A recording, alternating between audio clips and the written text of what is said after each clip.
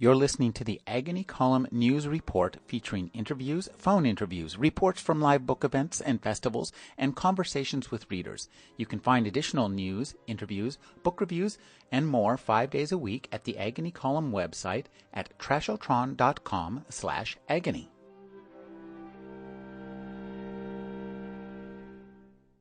My name is Rick Kleffel, and welcome to Fine Print. Today we're talking to Ramsey Campbell, the British writer of psychological and supernatural horror.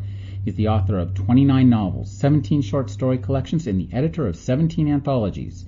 His latest novels are The Pact of the Fathers from Tor, an absorbing thriller about parents and children and a woman who uncovers her father's sinister past. The Darkest Part of the Woods from the famous British small press publisher PS Publishing. And Tor has recently released his latest short story collection, Ghosts and Grisly Things, and his latest anthology is Meddling with Ghosts. Welcome to Fine Print, Ramsey. Hey, Rick. Nice to meet you. With all these projects, it's no wonder you're a horror writer. Presumably in the time when you're not sleeping, you're writing. But you've also been writing since quite an early age. Could you tell us why you started writing, what you first wrote, and how you sold it? Gee, that's several questions all at once, but all right. The very first thing I wrote, and we're going back before I was published actually, was back when I was 11 years old. I actually did a complete collection of short stories. I mean, they were really very short, but they did have some pretension toward narrative continuity and narrative closure.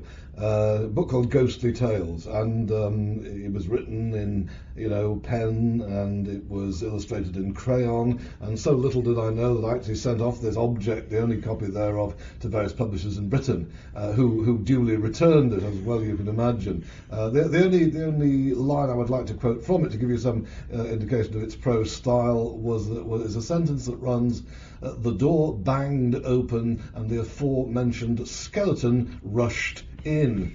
But I'll tell you what, I got one very encouraging letter from Tom Boardman Jr., who ran one of the very few British publishers then in the 50s doing science fiction in hardcover. And he wrote back saying, basically, we do not publish ghost stories, so we have to return this. But, given your age, we feel you have every chance of making the grade if you keep at it. So these were fighting words to an 11-year-old.